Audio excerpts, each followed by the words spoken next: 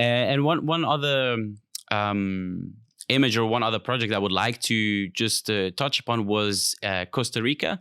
I saw you took some pretty interesting images there. One that I really liked was from the sloth. The name just escaped me right I now. just called it sloth. I didn't give it much of a name. Yeah, exactly. Yeah, exactly. So it's like they're kind of hanging, but it looks very beautiful. And again, with your style of editing, I think it makes all the difference. I really like the lighting and the shadows and everything. So how was that part of the world? Because I personally have never been in Latin America. Yeah, absolutely. So I will say, when I went out to Costa Rica, it wasn't intended to be a wildlife trip.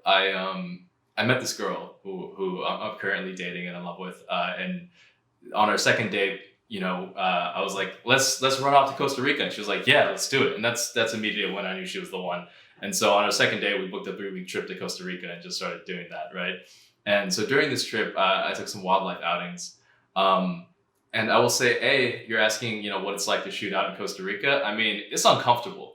There's a reason why African safaris are like the wildlife viewing experience. You're in a vehicle, you have a guide, the weather is very nice. There's open plains, you can go kind of anywhere you want. So yeah, I mean, it's quite comfortable shooting in Africa. I spent a couple days in Corcovado National Park. It's sort of one of the major wildlife parks there. You have to take this boat to get to this island, and then you're on foot the whole time walking through the jungle. So it's disgustingly hot.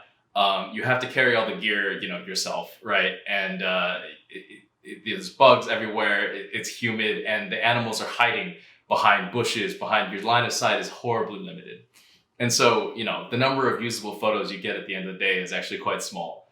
And after 3 or 4 days of doing this, I think on the way out of the park one day, sloths are notoriously difficult to find because they don't really move at all. And they like to hang out at the very, very tops of the trees. So sort of this image, as the light was sort of shifting in the late afternoon, the sloth's resting place had, the light had shifted onto his resting place, and he didn't seem to like the heat that was coming from that. So this kind of prompted him to move as he started climbing down his little vine to find a new spot. And so finally, like a clear open shot of this sloth.